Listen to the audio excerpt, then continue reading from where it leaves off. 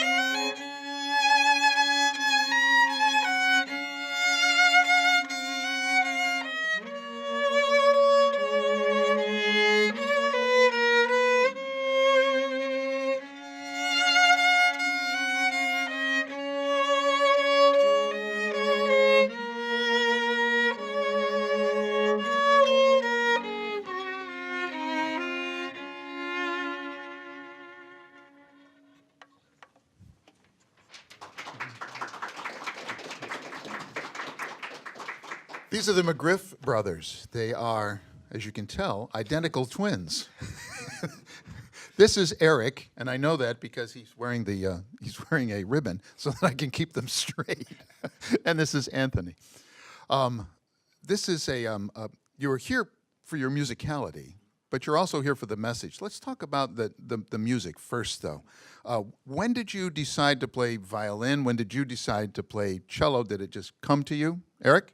Well, I actually wanted to play the saxophone, and I'm not really sure how I ended up with a violin. I'm guessing because it complemented the cello. I mean, cello's really just something I picked up in elementary school. I only did it because my friends did it, and it seemed cool at the time. I just stuck with it. So at what age, at what point did you realize you had an affinity for music, Anthony? It started around middle school, so I'd say like 12, 13 years old. We had a instructor who believed in opening our eyes to different forms of music, and we actually ended up playing rock and roll. We played jazz, blues, and stuff like that. Tell me, who was that? Who was that teacher? That was Kristen Koff at Roxborough Road Middle School. She realized, though, maybe that you had some affinity for music, that you were. Yeah, definitely. She exposed us to so many new things. We played with people from the Trans-Siberian Orchestra. She got me playing on a 5-string electric violin while I was at middle school, and she really just opened us up to a whole new genre of music that we wouldn't have been exposed to. Yeah, I'm really thankful for a teacher just like her. Like Eric said, we played with the Trans-Siberian Orchestra, and we also played with the Syracuse Symphony, so she opened us up to a wide range of music, and that kind of is what we do. We play all forms of music. I know you have something else planned here. I'm not entirely certain what they're going to present next, but I understand it's something pretty funky, though, so right? Okay. It's kind of unusual for violin and cello. The McGriff brothers.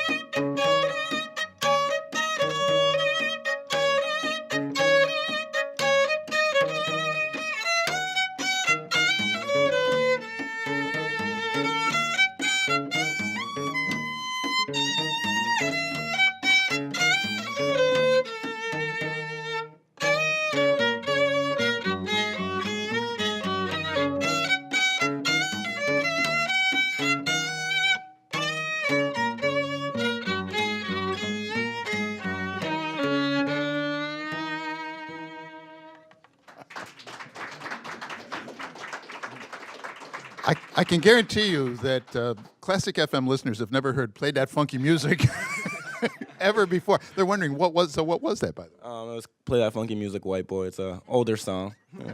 An older. What?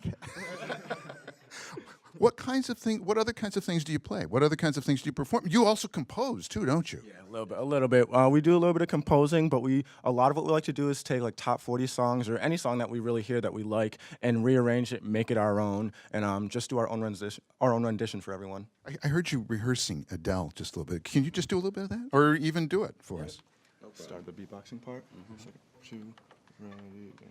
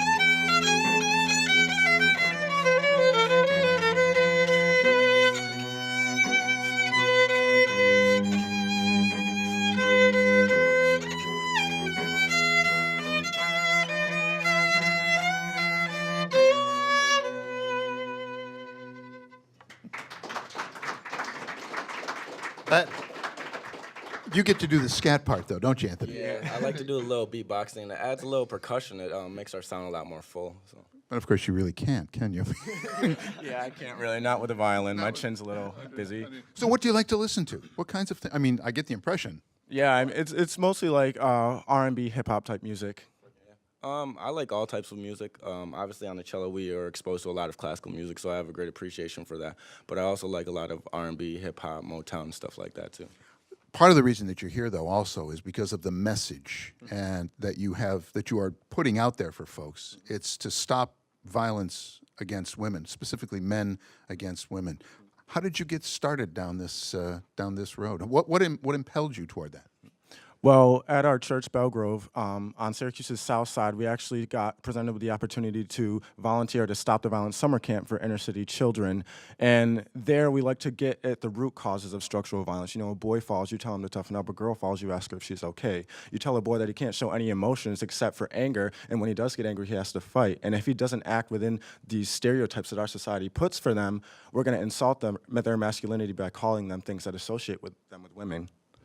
Yeah, from there we went on to be chairman of the Vera House, student chairman of the Vera House, and a lot of work we do, we work to redefine masculinity and put an end to sexual and domestic violence. We work to raise awareness and teach others to develop a capacity to switch perspectives, put yourself in somebody else's shoes, and then maybe we can work forward and make some progress and work together for a better community. What comes first, music or message? This is Eric. I think it's pretty much, they go hand in hand. A lot of the ways that we got involved with the local domestic violence shelter, with the Clean Slate Diaries for people, which is an artistic expression for survivors of domestic or sexual violence, is by performing at their events. People heard about our music, and they knew that we were advocates, so they'd have us go perform for them. They would request certain songs, so it's really gone hand in hand with us. What kind of music? What songs? Really anything. Music is an expression of emotion, and depending on the event will depend on what type of music we'll play, depending on what kind of emotions we're trying to display at the time. Where have you performed, by the way? Where would people have seen you, heard you? Anthony? We perform a lot at Syracuse University. A lot of staff there hires us. Which is where you go to school, too, right? What year are you? We're both juniors. A lot of staff hires us for receptions and stuff like that. Some of them actually hire us for weddings. We play all over the city of Syracuse, actually. I know we got onto you because they heard you at Syracuse Stage. Yeah, we perform a lot at Syracuse Stage. They usually like to use us for any kind of receptions after shows and things like that. And it's really just open receptions, any kind of talent show or any kind of concert that people want us for. We're always willing to perform. Are you performing any place soon where we might hear you, see you? Tonight we're actually performing at City Hall at the for the mayor for the Black History Month program. Well, I just thank you so much for coming in, for being here. What are you going to close with here? We're gonna close with a song called "Thunder" by Nothing But Strings, but we added our own little twist to it. So we hope you like it. That was Anthony. This is Eric. They are the McGriff brothers. They are wonderful. We hope that you get a chance to hear them, see them. 1, 2, ready, and.